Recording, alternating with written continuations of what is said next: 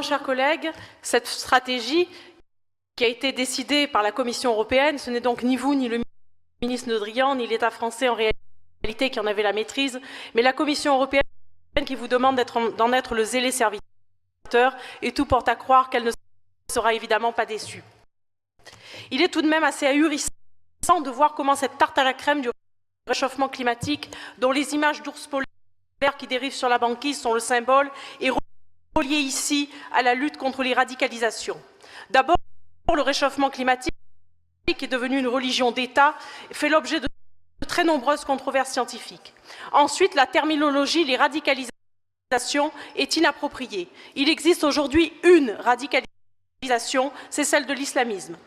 Les nouveaux prêtres laïcs du mondialisme déraciné nous professent que la chaleur, conséquence de l'activité humaine occidentale, serait la cause de l'affolante submersion migratoire que subit l'Europe actuellement, et que cette même chaleur affamant les populations des pays d'Afrique les conduirait ainsi à devenir des fous de Dieu. Mais les faits contredisent ces grandes théories très appréciées dans les pince-fesses de la MEDCOP. Ce n'est pas le réchauffement climatique qui aujourd'hui conduit les Comores à émigrer clandestinement vers Mayotte, plus grande maternité au monde fabricant des Français de papier, et qui subit aujourd'hui une dramatique crise sécuritaire et migratoire.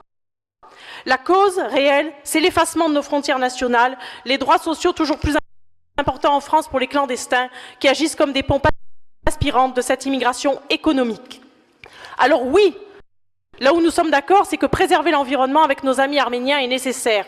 Oui, coopérer est essentiel. Et nous voulons une véritable coopération qui permette à la jeunesse de ces pays d'y rester et de s'y construire un avenir. Le vrai courage est de construire sa patrie, pas de monter dans une embarcation de fortune.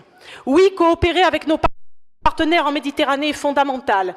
Haïfa, Hébron qui sont en Israël, pays dont la France devrait s'inspirer, car la politique israélienne en matière de lutte contre l'immigration et la barbarie islamiste est un exemple en Occident. Sauver les chrétiens d'Orient massacrés par les islamistes est une urgence absolue. Sauver l'Europe du fléau islamiste qui a ensanglanté à jamais notre région, notre pays, nos nations est vital. Oui, c'est cela la véritable Méditerranée de demain. Mais mêler climat et lutte contre l'islamisme est scandaleux et relève de la manipulation. Nous ne pouvons donc pas cautionner dans cette délibération la mise en œuvre de cette idéologie européiste qui nous conduit au désastre. Nous allons donc nous abstenir.